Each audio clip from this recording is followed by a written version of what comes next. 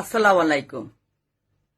আমার সম্মানিত Facebook friend এবং ফলোয়ার, আমি আজকে একটা বিষয় নিয়ে কথা বলার জন্য আপনাদের সামনে এসেছি। আমি জানি না আমার এই কথাগুলো বলা উচিত হবে কিনা, খুব সেন্সিটিভ বিষয়টা।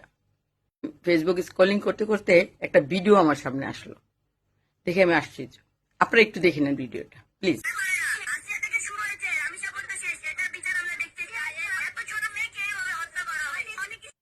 আইন কিছুই করতে পারে না এরকমটা না, তবে জানো তুমি, আমি, আমরা একটা ভুল দেশে জন্মগ্রহণ করেছি।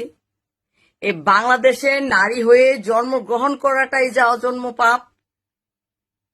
বাংলাদেশটাকে বাংলাদেশ বানানোর জন্য যে ভিত্তি স্থাপন হয়েছে না, সেখানেও নারীদেরকে বিসর্জন দিতে হয়েছে। এই দেশে আইন আছে মামুনি।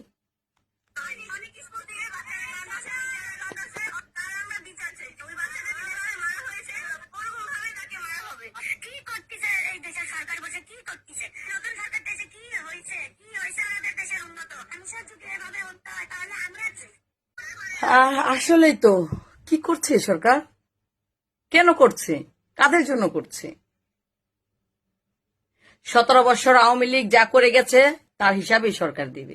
17 মাস ডক্টর ইউনূস যা করেছে সেই হিসাবও তারেক রহমান দিবে, তাই না?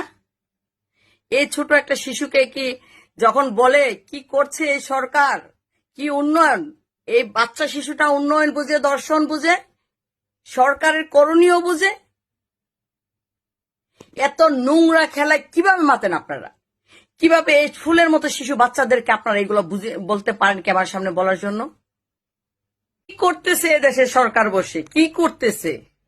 এটা শেখানো কথা না।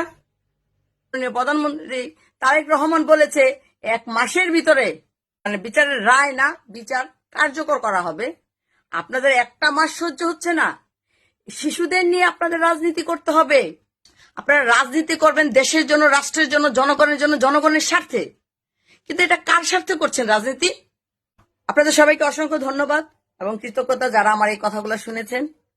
আসলে আমি অত ভালো বলতে পারি না, বা ইদানিং বলতে গেলে ভয়ও পাই, কখন কোন কথা বলবো, কোন কথা দোষ হয়ে যাবে। কারণ চারিদিকে এত বেশি মেধাবী, নিজেকে খুব বেশি অযোগ্য মনে হয়। সবাই ভালো থাকবেন, সুস্থ থাকবেন। আল্লাহ হাফেজ।